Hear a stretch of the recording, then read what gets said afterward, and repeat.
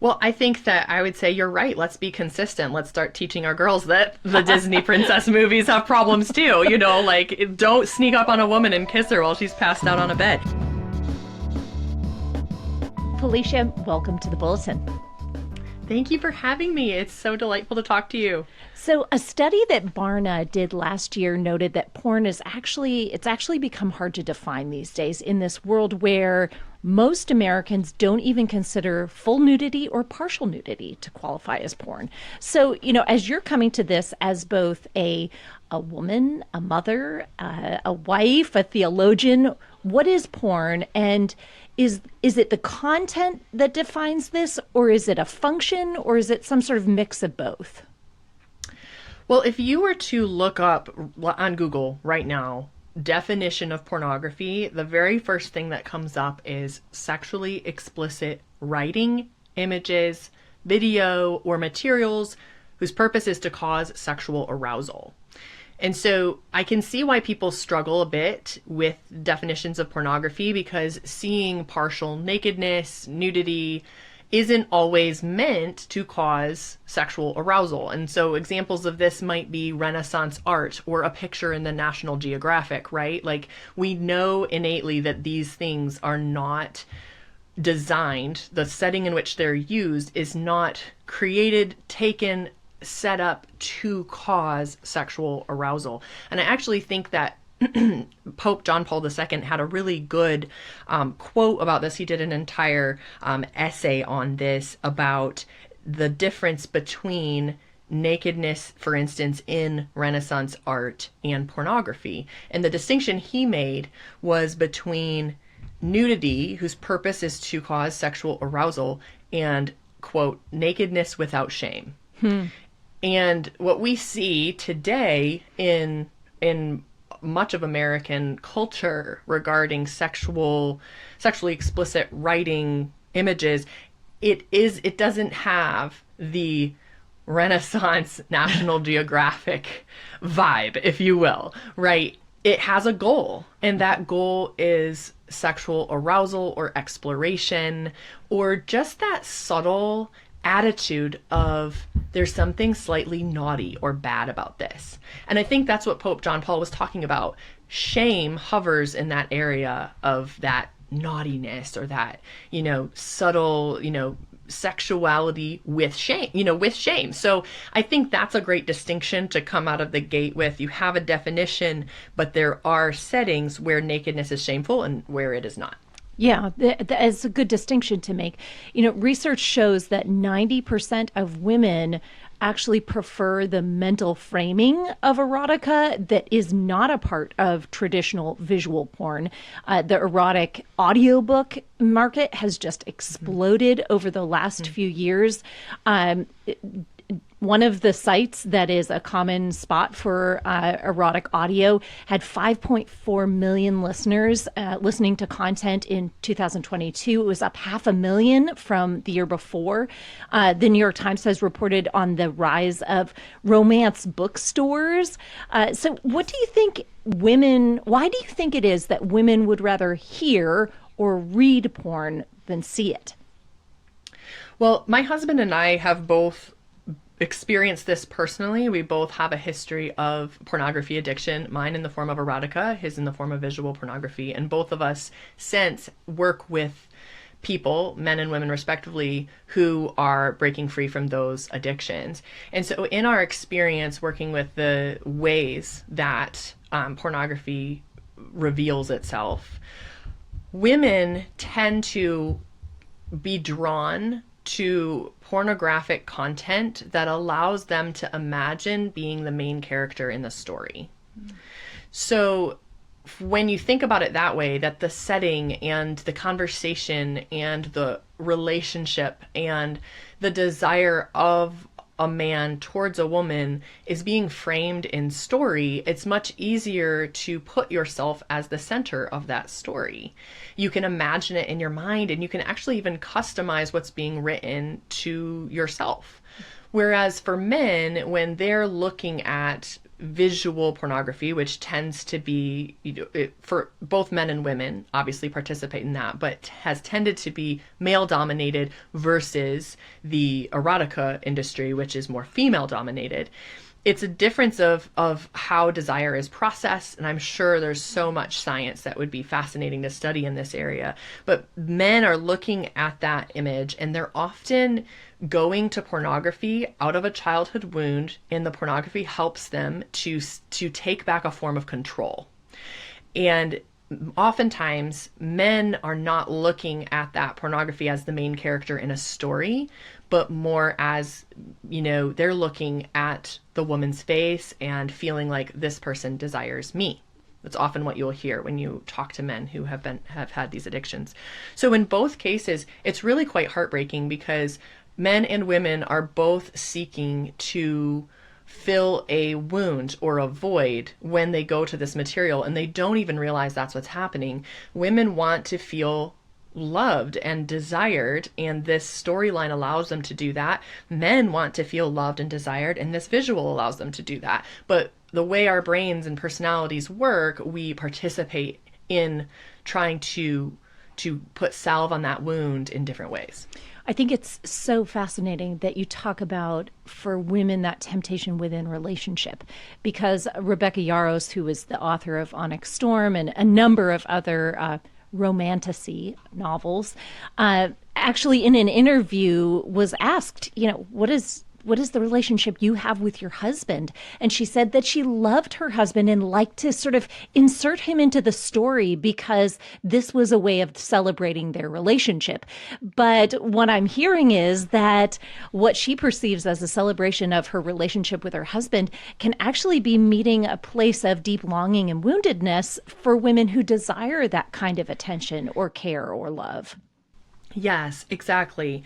And what we often fail to talk about when it comes to erotica or romantasy with erotic scenes, because oftentimes women will push back and say, well, it's not erotica, it's romantasy. And I read Onyx Storm. I bought it for this interview and read through the book. And the difference here is that in a traditional erotic novel, so like a Harlequin novel, the plot is weaker than you would get in a romantasy novel. It is set up mainly just as a vehicle of the sexual content. But these books, I had an erotica addiction for almost a decade, so I've read a lot of content, and it sticks with you, unfortunately.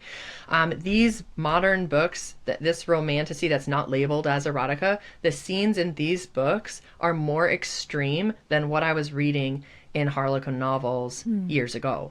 So it's the same kind of content, but with a more appealing storyline. Like you're saying, it's appealing because not only is it an engaging story, it's like specifically Rebecca Yarros in this Fourth Wing series, she has built essentially like a Harry Potter world for dragon riders, right? Like people who are trained in school to ride and communicate with dragons.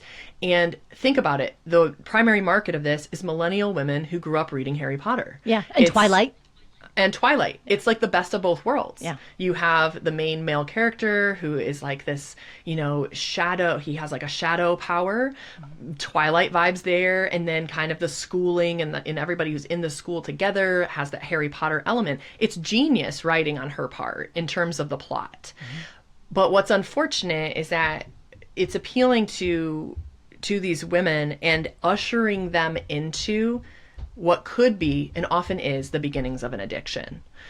And that's the part of this that I think women just need to be aware of, and aware of the impact that these scenes inevitably have on your view of yourself, on your view of sexuality, your view of men, your view of marriage, and on how your brain is processing the dopamine that is achieved from these scenes. So if you're a woman and you enjoy fantasy literature, you might say, hey, it's just, I'm drawn to the magic. I'm drawn to the world building here, the mythology, and I'm not brought here for the sex.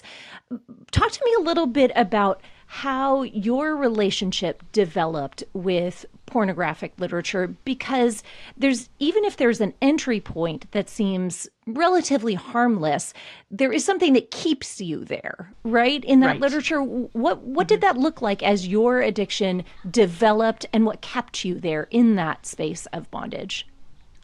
So my parents were just avid readers, and myself and all my siblings, we had what you call the feast of literature put before us. Like, we had the best of the best of literature, and we loved to read. And so my exposure to erotic fiction was not in my home. It was not with my relatives. That is actually a very common path for many Christian women, where mothers, aunts, older sisters, and even pastors' wives will recommend books to them, and that is their entry point into erotic addiction, and then later on sometimes into visual pornography. For me, I was 12 years old, and I was at a garage sale and was, looking around at the books. Of course, I loved the books, and I found a book that didn't have a cover on it. Oh, and morning I just fun. started reading, right? It didn't have a cover. It was ripped off. I thought it was a Boxcar Children, the naivety, the innocence, and started reading and was totally shocked at what I was reading. Didn't fully understand. But what's wild about these scenes is that there is a physical response. Like, your brain responds to what it's reading, and it also brought about a shame response, because again, the nakedness that's being presented here is not without shame. It's nakedness that has lots of shame attached to it. And so I kept it a secret. And when you keep things a secret, it's where they fester, right? And so this continued to grow, where I started seeking out other information. Where can I find more books like this? Finding those books in the houses of people I babysat for, things like that, because of the shame, lack of vulnerability. And purity culture played a big role in this. The culture in which I was growing up was not a culture where you could be vulnerable about, failures in regard to sexuality or struggles in regard to sexuality. So that played an element there too.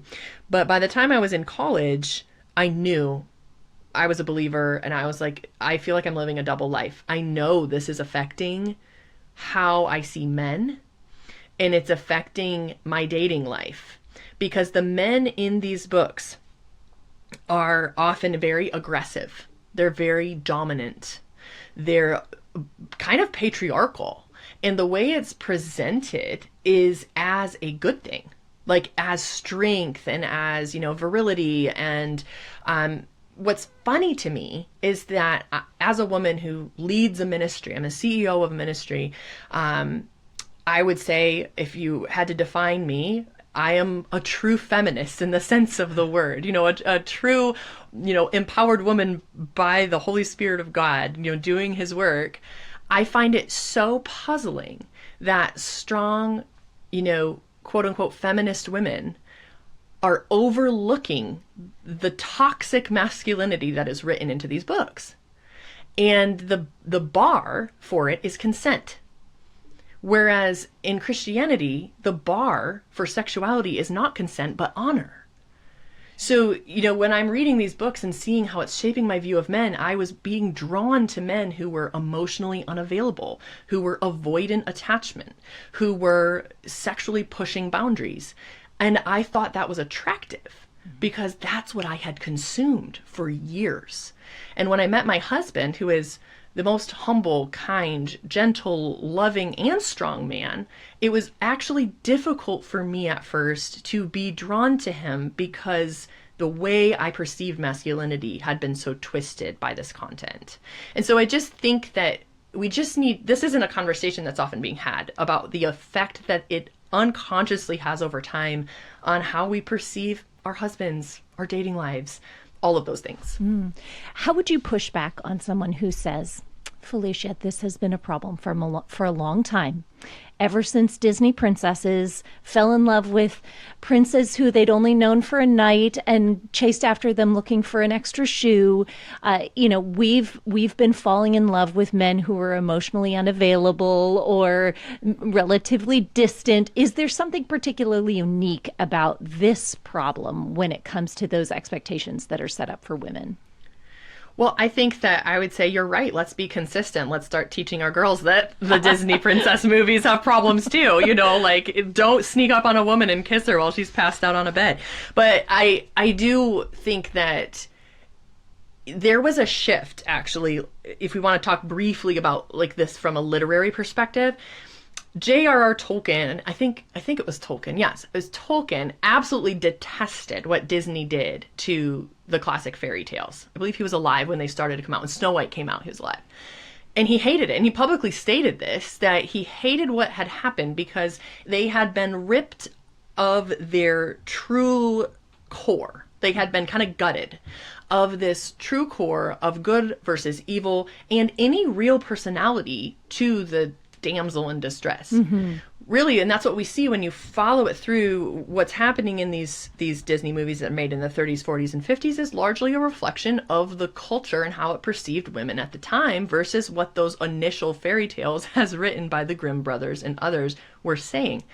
Our family, my husband and I, we are big fantasy family. We totally own the fact that we're nerds. We love good fantasy. But in good fantasy, you're not going to rob women of their personality to adhere to honor and holiness and strength and virtue. You hand them back their personality. And what's actually happened in books like Onyx Storm and in books that promote these pornographic plot lines is the women actually continue that damsel in distress, dependency on a man kind of approach, even when they try to paint her as this extremely strong woman. She's still in the relationship, in the way that it operates, there is still that kind of need for him that goes beyond what we would see from a biblical perspective, that interdependence, that partnership. So, for example, what will often happen, like in Onyx Storm, this happens quite often with the female character. There's almost a worship and idolatry of this man. And it's framed as desire, it's framed as hot, it's framed as, this awesome connection. But when you translate that to real life, it is unsustainable in a marriage. And when those attractive feelings, when that worship and idolatry fades away, we find many millennial women very discontent. And often these books contribute. I believe they contribute to this because this is a male character written by a woman, just like many pornographic movies are directed by men. Mm-hmm. So are we being fair, when we allow this to shape us? If we wouldn't want a man to be shaped by the content that he's watching on a XXX site. Yeah, we are doing ourselves a disservice, that's for sure. And you mentioned millennial women, and I think it's really interesting. I checked out Common Sense Media, which is this website that rates media for parents, and they actually had Rebecca Yarros' books on there. The Fourth Wing has spent 89 weeks on the New York Times bestseller list. It was amazing. And they reviewed it there on Common Sense Media. And it was kind of interesting to see how the reviews shook out. The book got 4 stars from kid reviewers who were ages 16 and up. They said it was appropriate for a reader who was 16 and up. Parents gave it 4 stars and also said that it was appropriate for ages 17 and up. But one of the things that I thought was really interesting was on those kid reviews, children literally who had logged on to give their reviews on the website said, these are the page numbers of what to skip so you can read the story and avoid the porn. It's as though our kids are thinking, you can eat the mac and cheese, but pick the peas out of it. If there's something you don't like, is this... It seems to me that we have taught our children a sort of Starbucks type living of customization that allows us to compartmentalize perhaps the way that we even engage with movies or fiction, to be able to say, well, I'm going to take these good parts, but I'm going to leave this behind. Now, honestly, I mean, you talk about your own curiosity. I can imagine there are a lot of kids who would read a review like that and say, well, now you've given me the page numbers, I'm headed straight there. Right, why would exactly. I even bother? Right? Is there something we have done as parents to sort of position kids to feel like they can pick and choose? So in one sense, it sounds like good discernment. And this is a question that I get a lot working with older women, or women who had a history with pornography or erotica, and they want to read fiction, modern fiction, but they're worried about the content. So with those women, it's like a double-edged sword, because I might say, okay, I've dog-eared all the page numbers in this book of the pages and chapters that I would advise skipping. But it's a little bit like, at what point is it helpful to take someone who has never been exposed to, smoking marijuana on a trip where you stop repeatedly at weed shops? Or maybe somebody who's trying to quit marijuana and you just keep on, stopping at weed shops as you guys are traveling along on a road trip. Or an alcoholic and you're like, we're just going to go into, this bar, but you don't have to have anything. At some point, we have to ask ourselves, is putting it in front of them the wisest thing? Is their discernment muscle strong enough? And this is a question that adults need to ask too. Because when I was coming out of this addiction, I had to go 7 years without reading fiction, without reading modern fiction. And the reason for that was I knew myself. I knew that I was like an alcoholic with this content. It was leading to such, deep effects on my dating life, my relationships. It was making it so hard to walk in holiness and hold to standards of purity in my dating life. It was even impacting, once I got married, impacting our intimacy.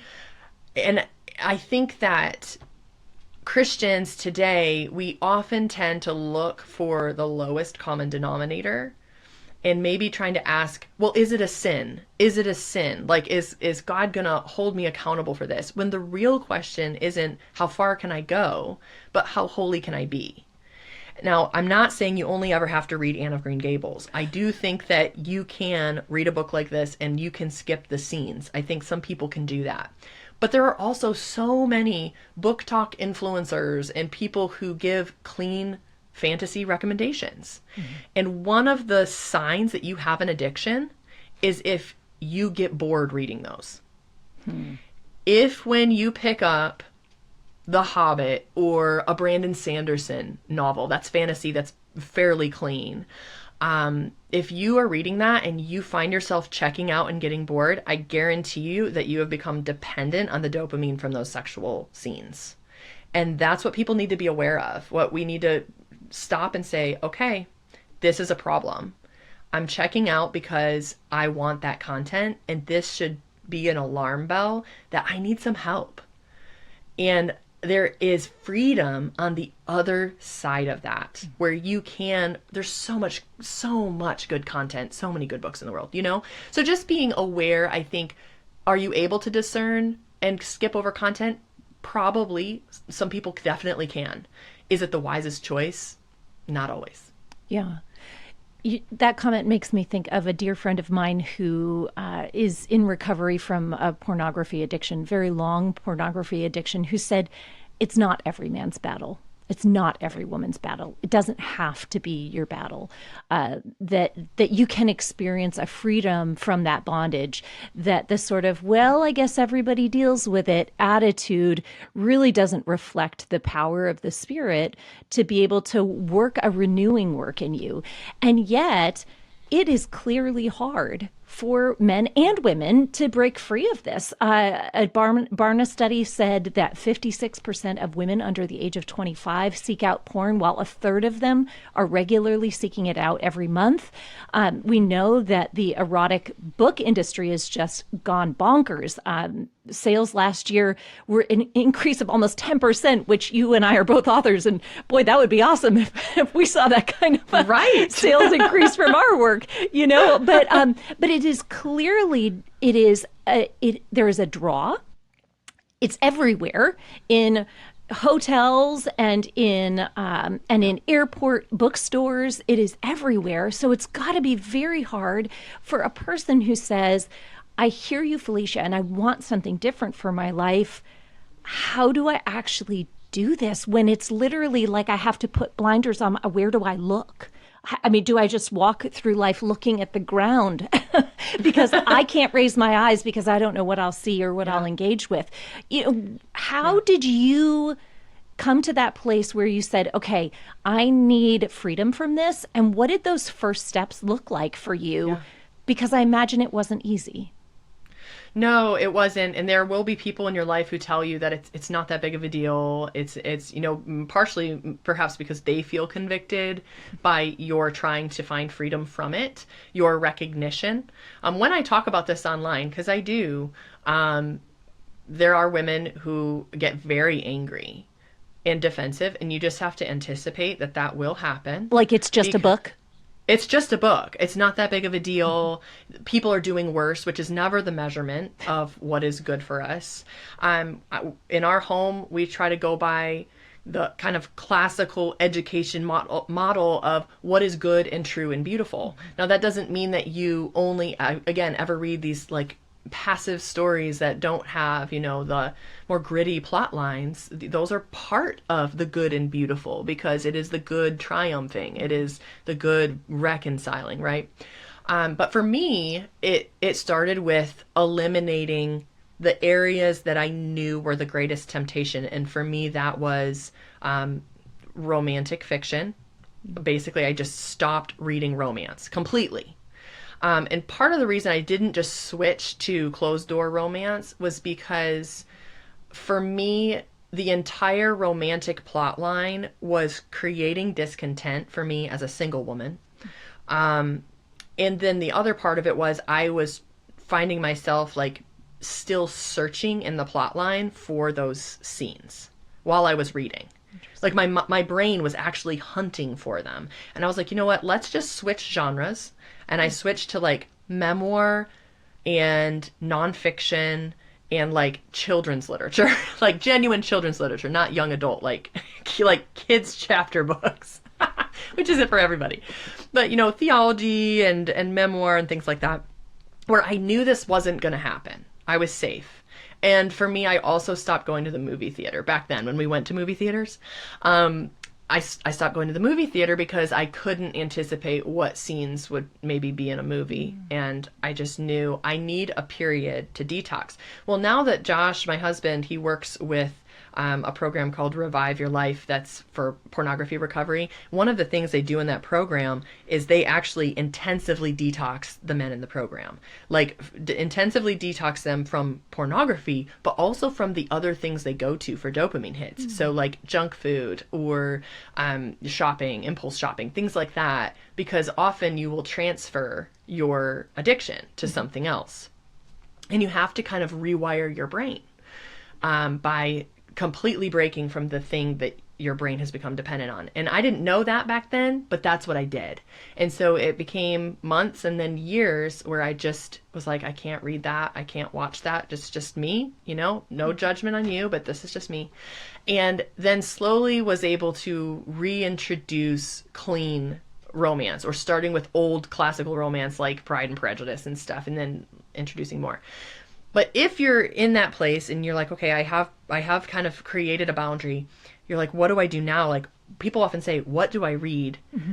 And I always say, if you go back, if you look at like homeschool book lists are actually great.